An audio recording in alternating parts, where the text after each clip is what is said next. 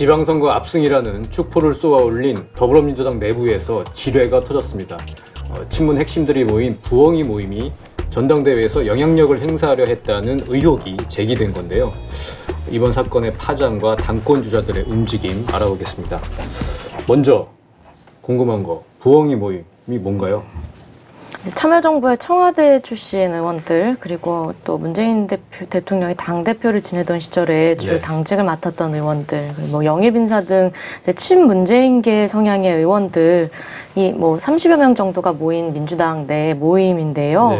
뭐 사실 이런 모임이 있다는 걸 몰랐던 건 아니죠. 근데 이분들이 이제 명명을 해서 이제 조직화하고 있었구나라는 걸 이제 처음 알게 돼서 이제 논란이 되고 있는 거고요.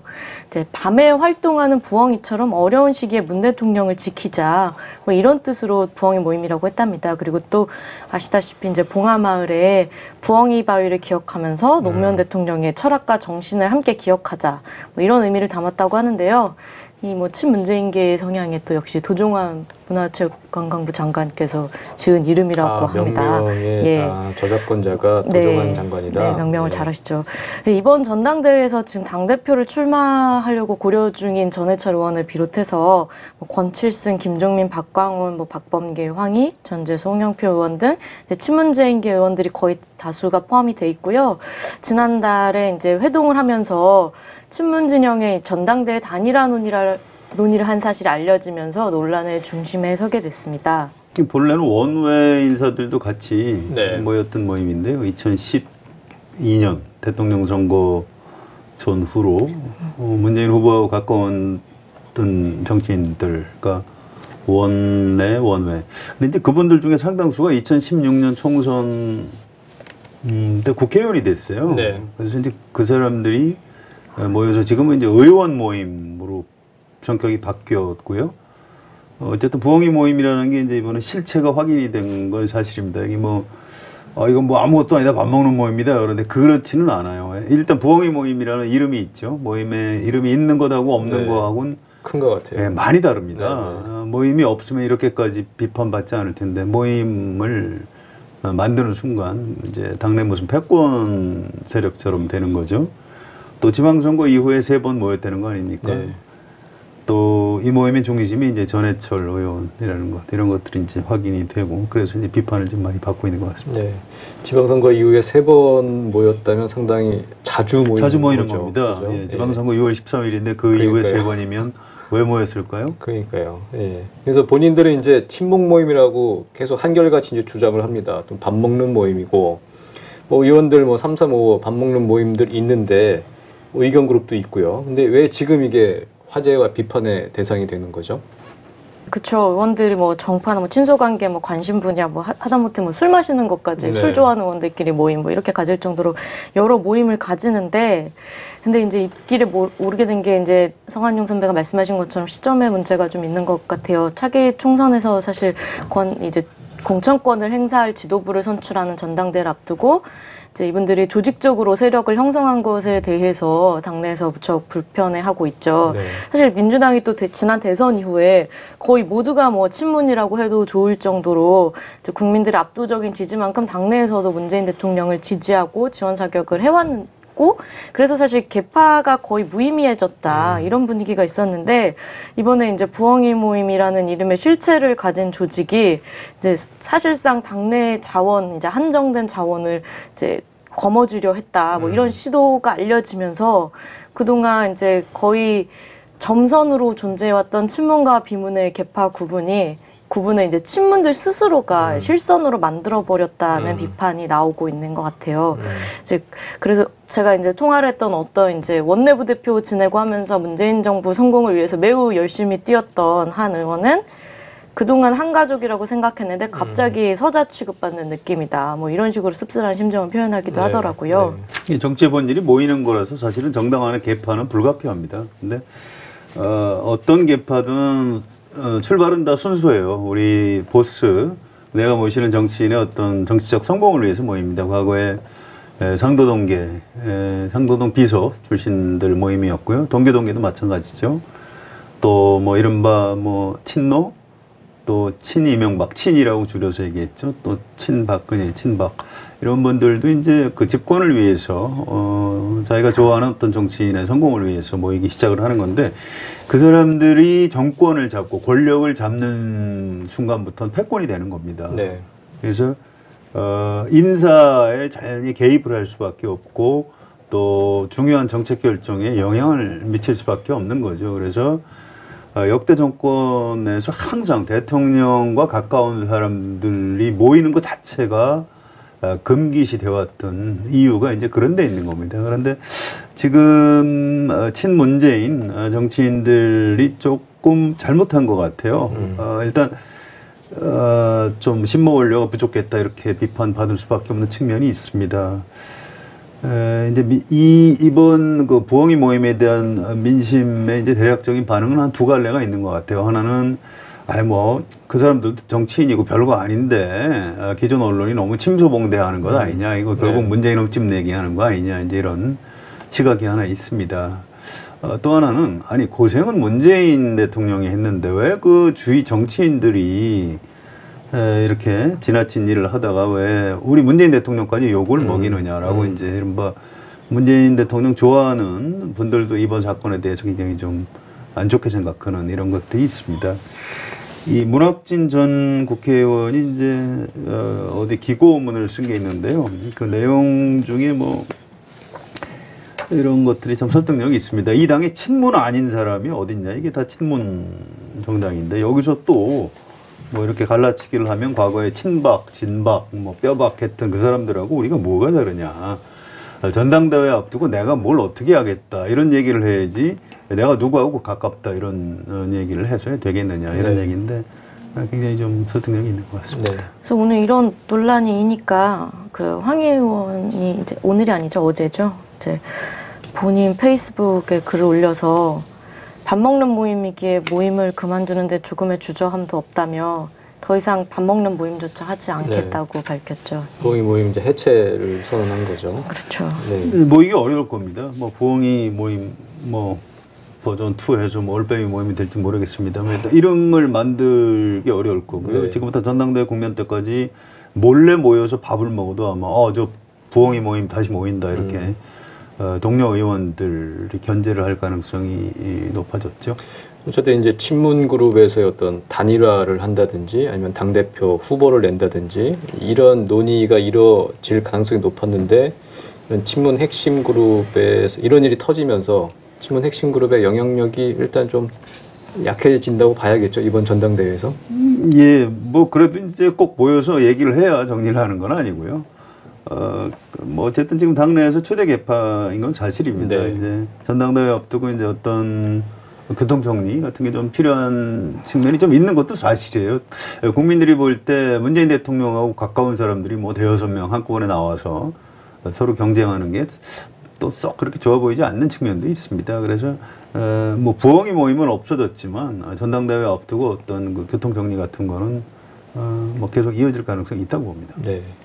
자, 8월 25일이 전당대회입니다. 그런데 어제 박범계 의원이 당대표 출마를 선언을 했고요.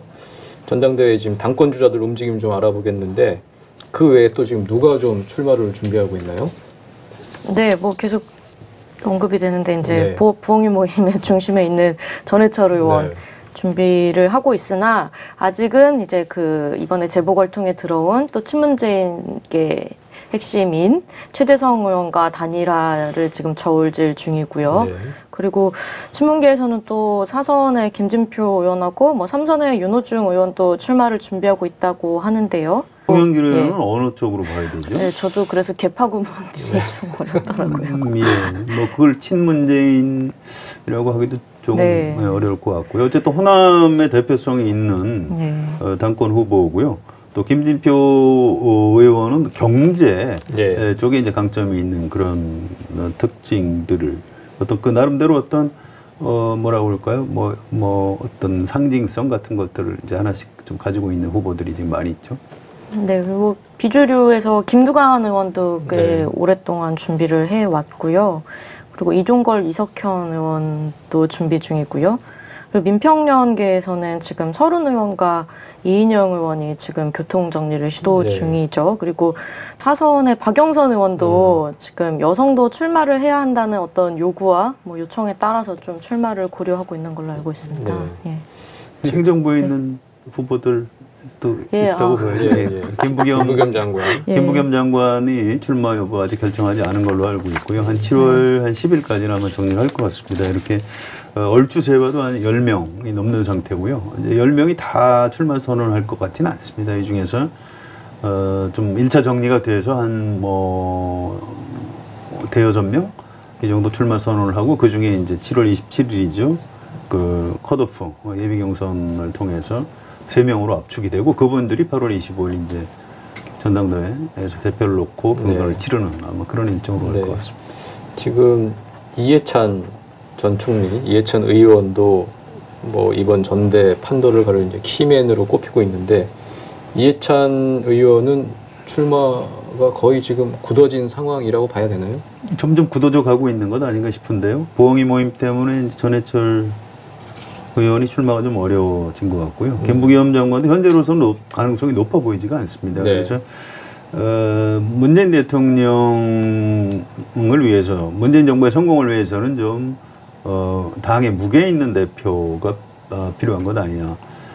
뭐 이런 명분 같은 게 있습니다. 그래서 이해찬 쪽으로 좀 무게중심이 쏠리고 있는 건 사실인데 또 김진표 의원도 그 나름대로 아까 말씀드린 대로 경제라든가 다른 강점이 좀 있습니다. 그래서 그 두 분이 좀 상당히 중요한데 특히 이제 이해찬 의원이 이제 전에 대표를 한 적도 있죠. 네. 2012년에. 네. 그래서 어떤 정치적인 무게감 이런 것 때문에 점점 좀 유력해지고 있는 그런 분위기인 것 같습니다. 근데 사실 민주당의 이제 소장파 의원들은 약간 이번에 어떤 당의 혁신이 좀 필요하다. 네. 뭐 국민의 많은 선택을 받았기 때문에 그에 걸맞는 좀 그냥 관리형이 아니라 좀 혁신할 수 있는 리더가 필요하다라는 의견이 되게 강했거든요. 근데 지금 이런 일들이 벌어지고 이제 김부겸 장관의 출마 가능성이 조금 옅어지고 네. 그리고 뭐 전해철 의원의 뭐 이런 이제 부엉이 모임 논란 같은 것들이 벌어지니까 약간은 지금 이해찬 총리에 대해서 그동안 너무 올드하지 않지만 약간 20년 전으로 돌아가는 것 같다 뭐 이랬던 분위기가 조금 바뀌는 것 같은 느낌도 들더라고요. 약간 기정사실화하는. 예. 김부겸 장관은 뭐 뜻이 아예 없는 건가요? 지금 뭐 어떤 상황인가요? 뜻이 이제 제가 주변 사람들께 여럿한테 얘기를 들었는데요. 네. 뜻이 정치인으로서 뜻이 없다고 하면 이제 거짓말이라고 합니다. 다만 문재인 대통령이 이제 굉장히 신임을 한다고 그래요. 그리고 본인도 지금 행정안전부 장관 자리에서 굉장히 어떤 만족감이 높다고 하고요. 문재인 대통령하고 원래 친한 사이가 아니었는데. 네. 이 장관을 하면서 이제 문재인 대통령하고 아주 가까워지는. 그래서 꼭 마치 무슨 집안 형님처럼 생각하는 듯한 뭐 대통령한테 뭐 적절한 비유는 아닙니다만 그렇게 아주 좋아한다고 그래요. 인간적으로도. 그래서 여기서 이제 문재인 대통령한테 조금치라도 어떤 누가 되는 결정을 사전에 의논하지 않고 할 수는 없는 입장이다. 뭐 이제 이런. 김부겸의 정치인으로서 약점은 너무 좀 사람이 좀 착한 것 아니냐 뭐 이런 얘기를 하는 사람이 있을 정도로 좀 본인이 어떤 결정 장애 같은 걸 지금 앓고 있는 이제 그런 상황이고요. 그런데 그럼에도 불구하고 당에서 김부겸이라는 사람이 대표를 해줬으면 좋겠다라고 요구하는 이유가 있습니다. 이제 본래 비주류 출신인데다가 또 문재인 대통령하고 가까워졌기 때문에 당내 에서 어떤 화합형 리더십을 발휘할 수 있다는 것이고요. 또 야당하고도 뭐 관계가 괜찮습니다. 고향도 이제 대구고 또 한나라당에 갔다 온 적이 있죠. 네. 뭐 본인은 별로 좋아하는 경력은 아닙니다만 그래서 이제 여야의 어떤 협치가 필요한 장면이 이제 정치에서 벌어지는데 그런 측면에서도 여당 대표로서 이제 꼭 필요한 사람이다. 그래서 김부겸이 필요하다. 특히 이제 세대로 봐도 이분이 58년생이니까 이제 뭐 적지 않은 나이긴 합니다만 다른 분보다는 그래도 어떤 세대 교체 의미도 약간 있기는 해요. 그래서 김부겸이 딱 적입니다. 이렇게 당에서 요구는 하는데 정작 당사자는 지금 문재인 대통령과의 관계 때문에 나는 문 대통령하고의 의리 같은 걸 저버릴 수 없다. 지금 이렇게 결정을 못 하고 있는 상태죠. 8월 25일 전당대회가 있고 그 전에 또 이제 예비 경선을 하죠. 7월 27일 하는데 이른바 이제 컷오프를 하게 됩니다. 네. 이게 이제 당 대표들 이거 좀 쉽지 않은 거죠. 컷오프 통과하는 것도. 네, 그렇죠. 이제 출마자들 중에서 3명까지, 이제 출마자가 4명 이상이 될 경우에 3명까지는 컷오프를 하게 되는데요. 이제 뭐, 그래서 의원들 사이에서는 그 컷오프가 이제 500여 명 이제 중앙위원이 모인 500명 가운데서 네. 벌어지니까 한 적어도 100명 정도는 확보를 해야 컷오프에서는 좀 벗어날 수 있을 것 같다고 하는데, 그럴 수 있을 만한 분들이 이제 너무 많이 이제 표를 갈라가는 분위기니까 누구도 예상하기 좀 어렵다. 컷오프를 과연 통과할 수 있느냐. 정말 2016년에도 사실 컷오프에서 충격의 컷오프 사건이 있었잖아요. 그랬죠. 모두가 그 현장에 있었던 모두가 입을 떡 벌렸던 사건이었었죠. 이제 당연히 컷오프 될 것으로 예상됐던 후보가 올라오고 이제 아주 강자로 생각됐던 송영길 후보가 떨어지는 네. 상황이 벌어졌는데요. 하여튼 그래서 이제 후보들이 이제 27일 예비 경선을 앞두고 이제 거의 세칙들은 완성이 됐고 9일 당무위원회, 13일 중앙위원회 이쪽에서 이제 확정이 되는 거니까 이번 주말에서 다음 주 초반 사이에는 거의 후보 정리가 이루어질 것 같고요. 그럼 다음 주에는 출마 선언이 잇따르고 좀 부지런히 이제는 이제 중앙위원들 만나면서 어필할 때가 아닌가 싶네요. 알겠습니다. 요즘 민주당 의원들은 주변 사람들한테 부엉이냐 아니냐 이런 질문들을 많이 받고 있다고 합니다. 친문이냐 아니냐, 친문 핵심이냐 아니냐 이런 질문이나 이제 마찬가지인데요. 배제와 소외, 갈라치기는 유치할 뿐만 아니라 위험합니다. 더정치 오늘은 여기까지입니다. 감사합니다.